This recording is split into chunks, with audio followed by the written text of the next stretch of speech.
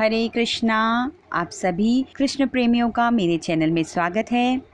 हिंदुओं के प्रमुख त्योहारों में से जन्माष्टमी को बहुत ही धूमधाम के साथ मनाया जाता है। महीनों पहले से ही भक्त अपने भगवान के जन्मोत्सव को मनाने की तैयारियां शुरू कर देते हैं। अधर्म का नाश करने और मानवता के कल्याण के लिए भगवान विष्णु ने कृष्ण के रूप में भाद्र मास के कृष्ण पक्ष की अष्टमी को माता देवकी के गर्भ से जन्म लिया था। इस उपलक्ष्य में भक्त उपवास रखकर और मंगल गीत गाकर भगवान कृष्ण का लड्डू गोपाल के रूप में जन्म करवाते हैं। आपको बताते किस तरह जन्म करवाया जाता है भगवान का और पूजन सामग्री में किन किन चीज़ों को शामिल करना जरूरी होता है। तो चलिए जानते हैं सबसे पहले जन्माष्टमी में लगने वाली पूजन सामग्री के बारे में। भगवान श्री कृष्ण की पूजन सामग्री में एक खीरा, जिससे हम उनका नाल छेदन प्रतीकात्मक रूप से कराएंगे, एक चौकी, पीला साफ कपड़ा, बाल कृष्ण की विग्रह या मूर्ति, एक सिंहासन, पंचामृत, गंगाजल, दही, शहद, दूध, दीपक, घी, बाती, धूप बत्ती, गोकुलाष्ट चंदन जिसे गोपी चंदन भी कहा जाता है, अक्षत, साबुत चावल जो होते हैं, तुलसी पत्र, माखन मिश्री, भोग सामग्री और धनिए की पंजीरी जो विशेष रूप से लड्डू गोपाल जी को प्रिय है। श्रृंगार सामग्री की बारी आती है। तो अब हम जानते हैं लड्डू गोपाल जी की किन किन, क्योंकि वह तो श्रृंगार प्रेमी हैं, तो हमें उनके श्रृंगार के लिए किन किन चीज़ों की ज़रूरत होती है। लड्डू गोपाल जी क्योंकि बालक के रूप में जन्मे हैं, तो हमें विशेष तौर पर उनके लिए जन्माष्टमी में नई लंगोट पहनाना चाहिए। जैसे हमारे घर में बच्चे का जन्म होता है तो आप उनके लिए नई नई चीज़ें लाते हैं, इसी प्रकार लड्डू गोपाल जी के लिए भी आपको लंगोट ले आना चाहिए। और वैसे भी हमें उन्हें वर्ष भर पहनाने के लिए लगती है, तो आप जन्माष्टमी के समय ले आइए और आपको हमेशा काम आती रहेगी आगे भी। उसके साथ जन्म के बाद उनके श्रृंगार के लिए उनके नए पीले वस्त्र, यदि आप पीताम्बर वस्त्र धारण कराना चाहते हैं, नहीं तो कोई से भी रंग के आप ले सकते हैं, उनकी बांसुरी, मोरपंख, मुकुट, गले के लिए वैजंती माला और हाथों के लिए कंगन, पैरों के लिए पायजेब, करधनी जिसे हम कमरबंद कहते हैं, कानों के कुंडल और जो भी सुंदर श्रृंगार आप उनके लिए करना चाहें वो आप ला सकते हैं। और साथ में ही उनके लिए लाएं आप इत्र, क्योंकि लड्डू गोपाल जी को खुशबू बहुत प्रिय होती है, उन्हें इत्र लगाना पसंद होता है, तो हम उन्हें इत्र की सेवा भी देते हैं।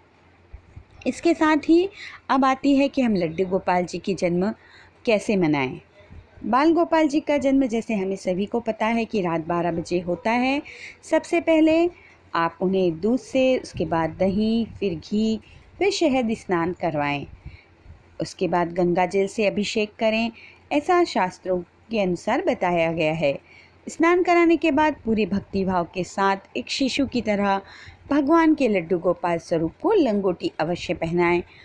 जिन चीज़ों से बाल गोपाल का स्नान हुआ है उसे पंचामृत बोला जाता है। पंचामृत को प्रसाद के रूप में बांटें और भगवान कृष्ण को नए वस्त्र पहनाकर उनका सुंदर श्रृंगार करें। भगवान के जन्म के बाद मंगल गीत गाएं, श्री कृष्ण को आसन पर बैठाकर उनका श्रृंगार करें, उनके हाथों में कंगन, गले में माला, फिर उनके सिर पर मोरपंख लगा हुआ मुकुट पहनाएं, उनकी प्यारी बांसुरी उनके पास रखें, उनको अक्षत चंदन लगाएं, धूप दीप से पूजन करें, फिर माखन मिश्री के साथ जो भी आपने अन्य भोग सामग्री रखी है उन्हें अर्पण करें। ध्यान रहे भोग में तुलसी का पत्ता अवश्य हो, बिना तुलसी पत्र के लड्डू गोपाल जी भोग स्वीकार नहीं करते हैं। भगवान को झूले पर बिठाकर झूला झुलाएं और नंद के आनंद भयो जय कन्हैया लाल की गाएं। साथ ही रात भर भगवान की पूजन करना चाहिए। इसके साथ ही भगवान के जन्म के बाद, आरती के बाद सभी को प्रसाद वितरित करके खुद भी प्रसाद ग्रहण करें। कोई लोग रात को 12 बजे भगवान के जन्म के बाद प्रसाद लेने के बाद व्रत का पारण करते हैं, कोई सुबह उठकर व्रत का पारण करते हैं। तो जैसे जिसके का नियम हो, आप जो भी नियम मानते हैं वैसे करें। और लड्डू गोपाल जी को रात को आपको झूले में नहीं सुलाना है, आप उन्हें उनकी जो भी नाइट ड्रेस आदि पहनाकर उन्हें शयन अवश्य कराएं, क्योंकि दिन भर भी लड्डू गोपाल जी थक जाते हैं तो उन्हें हमें शयन अवश्य कराना चाहिए। अब जानते हैं जन्माष्टमी व्रत की विधि। जन्माष्टमी व्रत के विधान में बताया है कि इस दिन सुबह जैसे आप जल्दी उठ जाएं और स्नान ध्यान करके बाल गोपाल की पूजन करें, जन्माष्टमी व्रत का संकल्प करें। इस दिन बहुत से भक्त निर्जला व्रत रखते हैं, कोई जल पीकर व्रत रखता है, कोई फल खाकर व्रत रखता है, तो कोई फलाहार करके व्रत रखता है। तो जैसे आप व्रत करते हो और आपकी जैसी शारीरिक क्षमता हो, आप उस प्रकार अपना व्रत करें। कोई और जिसमें मध्य रात्रि में भगवान की पूजा करने के बाद कोई जल और फल ग्रहण करते हैं, लेकिन अन्न नहीं खाया जाता है इस व्रत में। लेकिन एक नियम सभी के लिए मान्य है, आप कैसा भी व्रत करें, लेकिन कि मध्य रात्रि में कान्हा जी की हमें पूजा करनी है। इस दिन व्रत रखने से संतान प्राप्ति की मनोकामना पूर्ण होती है और संतान को दीर्घायु भी प्राप्त होती है। इस व्रत को मोक्षदायक व्रत भी कहा गया है। इस दिन लड्डू गोपाल जी को बांसुरी अर्पण करने से भी आपकी संतान की मनोकामना पूर्ण होती है। जन्माष्टमी के दिन व्रत रखने वालों को व्रत के दौरान मन और व्यवहार से सात्विक होना चाहिए। व्रत के दिन एक दिन पूर्व ही लहसुन प्याज का त्याग कर देना चाहिए। मन को आपको काम भाव को नहीं आने देना चाहिए और किसी के अहित नहीं सोचना चाहिए। व्रत रखने वाले को व्रत के दिन रात में कान्हा को पंचामृत से स्नान करवाकर नए वस्त्र पहनाना चाहिए। देखिए, इसमें भी आपके घर की परंपरा, कोई पंचामृत से स्नान कराता है, कोई सादा जल से स्नान कराता है, गंगा जल से, और कहीं कहीं पर रात्रि में स्नान नहीं होता है। तो जो आपके घर की परंपरा है आप उसका पालन करें। रात में कान्हा जी को झूला झुलाने की परंपरा है तो आप उन्हें झूला झुलाएं।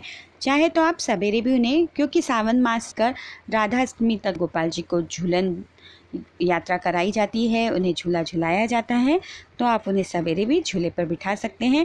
परंतु जन्म के बाद उन्हें झूला झुलाने की परंपरा का पालन हमें अवश्य करना चाहिए।